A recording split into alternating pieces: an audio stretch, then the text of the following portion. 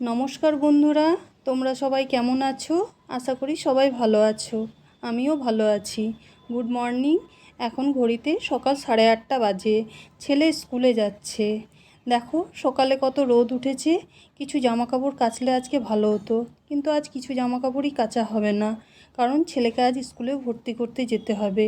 ওকে স্কুলে যাওয়ার সময় বলে দিলাম, স্কুল ছুটির পর আমাকে ফোন করে ডেকে নিবি। ছেলে বলল, স্কুল ছুটি হলে তোমাকে আমি ডেকে নেবো, তুমি আমাকে এসে ভর্তি করে দিও। আজ আবার মঙ্গলবার, আমার উপোস। আমি মাসে একটা করে মাস মঙ্গলবার করি। উপোস সেরকম কিছুই না, সবই খাই, শুধু ভাতটা খাই না।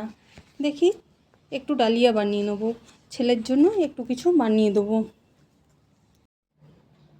আমি রাতে সব কিছুই পরিষ্কার করে ধুয়ে মুছে নিয়েছি।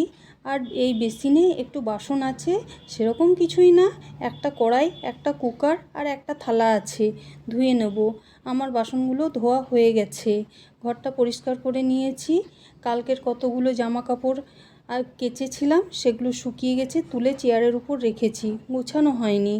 আর এখন সময়ও পাবো না, দেখি সময় করে গুছিয়ে নেব। এখনও স্নান করতে পারিনি, তাই পুজোও করা হয়নি, রান্নাও বসাতে পাইনি।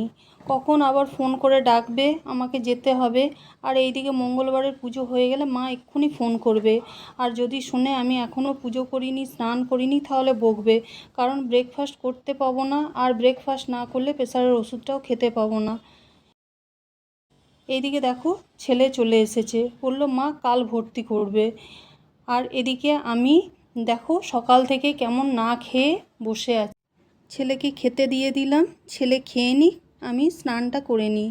দেখো আমার পুজো হয়ে গেছে, স্নানও করে নিয়েছি। এবার খাবারটা বসাই গিয়ে, অনেক দেরি হয়ে গেছে। খাবার বসাতে গিয়ে দেখি ডালিয়া শেষ হয়ে গেছে। আবার আনতে যাব, তাই একটু ছোলার ডাল আর পরোটা করে নেব ভাবলাম।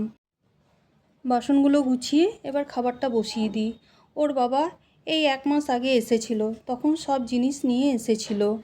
আমাদের গ্লোসারি যা জিনিস লাগে সব ওর বাবা আমাদের ওখান থেকেই নিয়ে আসে। আমাদের এখানে জিনিসগুলো খেতে খুব একটা ভালো লাগে না। আমরা যখন এখানে প্রথম এসেছিলাম, তখন আমি পোস্ত ছাড়া কিছুই নিয়ে আসিনি, কারণ দেখবেন সব জায়গায় পোস্তটা পাওয়া যায় না। আমরা অনেক জায়গায় ঘুরেছি, অনেক জায়গায় আবার পোস্ত বলে কোনো জিনিস হয় সেটাই জানে না।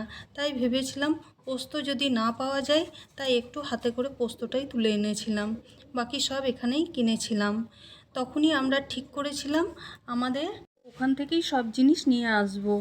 চলো, তোমাদের সাথে কথা বলতে বলতে আমার সব জিনিস গোছানো হয়ে গেছে।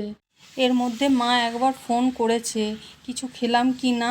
আমার তো এখনও কিছু খাওয়া হয়নি।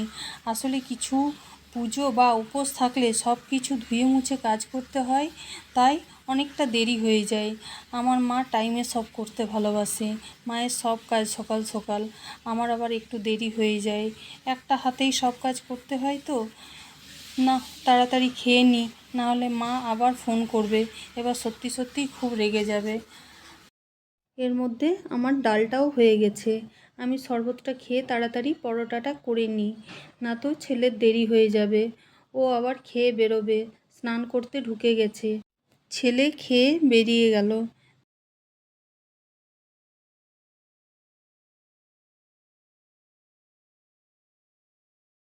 দেখো আজ কি রোদ দিচ্ছে, একটু রোদটাতে দাঁড়ানোও যাচ্ছে না। আর জামা কাপড়গুলো রোদে দিলে বেশ ভালো শুকোতো। এখন বিকেল 6:35 বাজে। আজ একটু বেরোতে হবে, আমার একটু দরকার আছে। আমি একবারই ছেলেকে নিয়ে বাড়ি ফিরবো। আর দেখো ওই দিকটা কেমন কালো করে মেঘ আসছে, বৃষ্টি হতে পারে। ছেলে আজকে ছাতাও নিয়ে যায়নি। যদি ছাতাটা নিয়ে না যাই, বৃষ্টি হলে অনেকক্ষণ দাঁড়িয়ে থাকতে হবে, না হলে ভিজে ভিজেই চলে আসবে। আমি রেডি হয়ে গেছি, আমি এবার বেরোবো।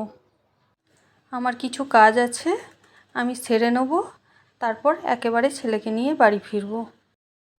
চলো, আমি ছেলেকে নিয়ে চলে এসেছি। একটু বসে নিই, তারপর চেয়ারে অনেকগুলো জামা কাপড় আছে, জামা কাপড়গুলো গুছিয়ে নেব। আমি তো বাইরে সেরকম কোথাও বেরোই না, তাই বাইরেটা তোমাদেরকে দেখাতে পারি না। আমি ঘরেই যে টুকটাক কাজ করি সেটাই তোমাদের সাথে শেয়ার করি। আশা করি তোমাদের আমার ভিডিওগুলো ভালো লাগে। যদি ভালো লেগে থাকে তাহলে চ্যানেলটাকে সাবস্ক্রাইব করে দিও আর ভিডিওটাকে লাইক করে দিও। তাহলে ভিডিওটা এখানেই রাখছি। তোমরা সবাই ভালো থেকো। Good night.